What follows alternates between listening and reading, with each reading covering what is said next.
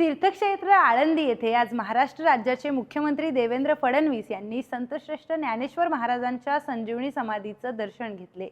यावेळी संतश्रेष्ठ ज्ञानेश्वर महाराज देवस्थानच्या वतीने मुख्यमंत्री फडणवीस यांचा सन्मान करण्यात आला।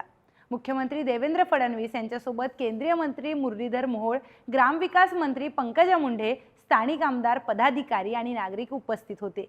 यावेळी पत्रकारांनी मुख्यमंत्री फडणवीस यांना इंद्रायणीच्या स्वच्छतेबाबत प्रश्न विचारला। त्यावर उत्तर देताना मुख्यमंत्री फडणवीस यांनी सांगितले की इंद्रायणीच्या स्वच्छतेच्या कामाला आता युद्ध पातळीवर सुरुवात करण्यात आली आहे। या कामाची सुरुवात नुकतीच झाली आहे आणि लवकरच इंद्रायणी नदीची स्वच्छता देखील केली जाईल। मला अतिशय आनंद आहे। खरं म्हणजे पांडुरंगाच्या आशीर्वादानं एक मोठा विजय आम्हाला प्राप्त झालेला आहे आणि त्यानंतर आळंदीला येण्याची संधी मिळाली, माऊलींचा आशीर्वाद घेण्याची संधी मिळाली। मला असं वाटतं की प्रत्येकाकरता हा क्षण अतिशय सुखाचा असतो। तो क्षण मला अनुभवायला मिळालेला आहे आणि निश्चितपणे पांडुरंगाच्या कृपेने आणि आमची जी ही मोठी परंपरा आहे, खऱ्या अर्थानं ज्ञानेश्वर माऊलींपासनं तर जगद्गुरू तुकाराम महाराजांपर्यंत हा जो आमचा वारकरी विचार आहे, या विचारानेच आपला महाराष्ट्र सातत्याने पुढे गेलाय आणि भविष्यातही पुढे जात राहील। आणि म्हणून या विचाराची आठवण आम्हाला सातत्याने होत राहावी, याकरता आजच्या भाषेत सांगायचं झालं तर आम्ही रिचार्ज घेण्याकरता या ठिकाणी येतो। रावेर पोलिसांनी अवैध गोमांस विक्रीवर धडक कारवाई केली आहे। रावेर शहरातील कुरेशी मोहल्ल्यात रावेर पोलिसांनी अचानक छापा टाकून 9 जणांना गुन्हा दाखल केलाय। या कारवाईत 296 किलो गोमांस जप्त करण्यात आला असून आरोपींना 5 जानेवारीपर्यंत पोलीस कोठडी सुनावण्यात आली आहे। या कारवाईचे नेतृत्व पोलीस निरीक्षक डॉक्टर विशाल जयस्वाल यांच्या मार्गदर्शनाखाली करण्यात आलं आहे। पोलिसांनी जप्त केलेले 53,000 रुपयांचे गोमांस नष्ट केले आहे। या कारवाईसह रावेर पोलिसांनी 1 जानेवारीला गोवंशाची अवैध वाहतूक करणाऱ्या 2 वाहन चालकांवरही गुन्हा दाखल केला आहे, ज्यात 5 लाख रुपयांचा ऐवज जप्त करण्यात आलाय। पुढील तपास पोलीस निरीक्षक डॉक्टर विशाल जयस्वाल आणि सहाय्यक पोलीस निरीक्षक अंकुश जाधव यांच्या नेतृत्वाखाली सुरू आहे। माननीय पोलीस अधीक्षक श्री महेश्वर रेड्डी सर, माननीय अपर पोलीस अधीक्षक श्री नकाते सर, तसेच माननीय Shrimati Annapurna Singh SP Facebook madam यांनी गोमांसवर कारवाई करण्याबाबत दिलेल्या आदेशाचे पालन करण्याकरिता आज सकाळी 8:30 वाजता रावेर शहरातील कुरेशी मोहल्ला येथे गोमांस विक्री उघड्यावर सुरू आहे अशी माहिती भेटल्याने पोलीस स्टेशनचे रावेर येथील सपोनी अंकुश जाधव तसेच तपास पथकातील कर्मचारी पोलीस शिपाई महेश मोगरे, विशाल पाटील, प्रमोद पाटील, संभाजी विजागरे तसेच सचिन गुगे यांना गुप्त माहिती जी मिळाली होती त्याप्रमाणे कारवाई करणं पाठवली असता कुरेशी मोहल्ला येथे उघड्यावर मांस विक्री करणारे 9 जणांविरुद्ध गुन्हा दाखल करण्यात आला असून एकूण 296 किलो गोमांस जप्त करण्यात आला आहे।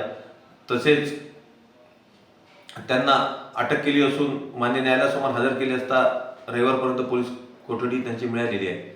तसेच पुढील तपास सपोनी अंकुश जाधव हे करीत आहे। विधान परिषद विरोधी पक्षनेता अंबादास दानवे यांनी आज छत्रपती संभाजीनगर महावितरण परिमंडळ कार्यालयात भेट दिली। त्यावेळी त्यांनी महावितरणाच्या अधिकाऱ्यांसोबत नागरिकांना होणाऱ्या त्रासाबद्दल तसेच सौर ऊर्जेच्या योजनांविषयी चर्चा केली। केंद्र आणि राज्य सरकारने सुरू केलेल्या योजनांच्या अंमलबजावणीबाबतही त्यांनी संवाद साधला आणि शिवसेना उद्धव बाळासाहेब ठाकरे गटाच्या वतीने या योजनांच्या कार्यान्वयास पूर्ण सहकार्य करण्यात असल्याचे सांगितले। दरम्यान सावित्रीबाई फुले यांच्या जयंतीनिमित्त अंबादास दानवे यांनी त्यांच्या प्रतिमेला पुष्पांजली देखील अर्पण केली। डेलिगेशन घेऊन तुम्ही आले आज महावितरणला, काय मी सगळीकडेच फिरतोय। आज आम्ही सगळे शिवसेनेचे पदाधिकारी महापालिकेच्या झोनला वार्डात गेलो, आता वीज मंडळाकडे आलो, आता पोलीस स्टेशनला जाणार। जनतेचे छोटे छोटे प्रश्न असतात, फार मोठे प्रश्न नसतात, परंतु कधी कधी ते झारीतले शुक्राचार्याचे असतात ना, ते 2-2, 4-4 वर्ष लावतात। आता एक महापालिकेच्या झोनमध्ये काम होतं, टॅक्स भरायला नागरिक येतात, 4 वर्षांच्या क्रमात होतं, 4 वर्षांनी 25,000। आता आम्ही गेलो 5 मिनिटात काम झालं। थोडक्यात सांगण्याचा मुद्दा हा की जनतेच्या छोट्या छोट्या प्रश्नाला जे काम सहज होऊ शकतं याला 8 दिवस, 15 दिवस, 1 महिन्यात आणि त्याला गती यावी या हेतून आम्ही सगळीकडे जनते। मुंबई गोवा राष्ट्रीय महामार्ग क्रमांक 66 वर वीर रेल्वे स्टेशन जवळ मध्यरात्री भीषण अपघात झाला। भरधाव टोविंग व्हॅनने उभ्या स्कॉर्पिओला जोरदार धडक दिल्याने 4 जणांचा मृत्यू झालाय, तर 3 जण गंभीर जखमी झाले आहेत. ही दुर्घटना रात्री 12:30 वाजताच्या सुमारास घडली. गाडीतील इंजिन संपल्याने स्कॉर्पिओ MH06BE 4041 उड्डाणपुलांवर उभी होती. त्याचवेळी चिपळूणहून पनवेलकडे जाणाऱ्या टोविंग व्हॅनने स्कॉर्पिओला जोरदार धडक दिली. या भीषण धडकेने स्कॉर्पिओ जवळपास 100 फूट खाली फेकली गेली. अपघातात महाडमधील सूर्यकांत सखाराम मोडे, साहिल नथुराम शेलार आणि प्रसाद रघुनाथ नातेकर या तिघांचा जागीच मृत्यू झालाय. समीर सुधीर मुंडे याच रुग्णालयात नेताना मृत्यू झालाय. सूरज अशोक नलावडे आणि शुभम राजेंद्र मातर जखमी झालेत. जखमींवर उपचार सुरू असून पुढील कारवाई पोलीस करत आहेत. श्रीराम वनगमन पदयात्रा अयोध्या ते रामेश्वरम मार्गावर आज मलकापूर शहरात शैलेंद्रसिंग महाराजांचं आगमन झालं. यावेळी त्यांच्या उत्साहात स्वागत करण्यात आलं.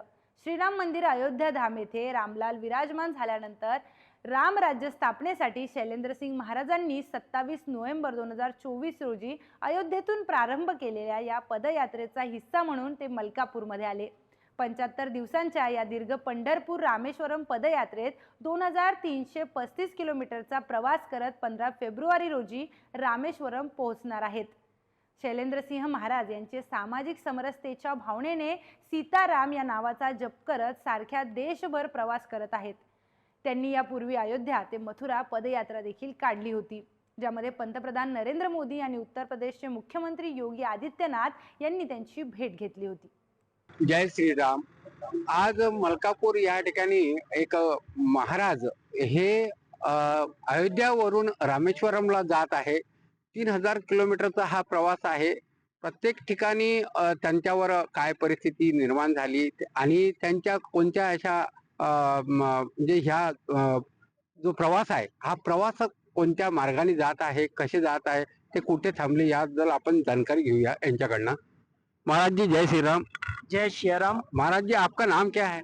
जी मेरा नाम शैलेंद्र सिंह है और मेरी जो यात्रा है ये मेरे गुरु स्थान से श्री राम वल्लभा कुंज जानकी घाट अयोध्या जी से ये यात्रा मेरी शुरुआत है.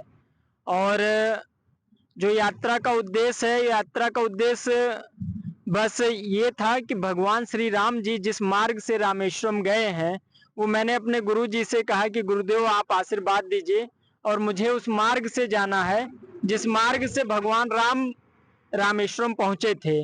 तो भगवान अयोध्या जी से जब निकले थे तो पहली रात उन्होंने तमसा नदी पे विश्राम किया था. दूसरा विश्राम उनका गोमती नदी सुल्तानपुर में हुआ था और तीसरा जो है फिर उसके बाद वो सिंगेर बेरपुर पहुंचे थे. सिंगेर बेरपुर जैसे आप लोग जानते हैं कि गंगा जी हैं, वहां पर केवट ने ही भगवान राम को उस पार लगाया था.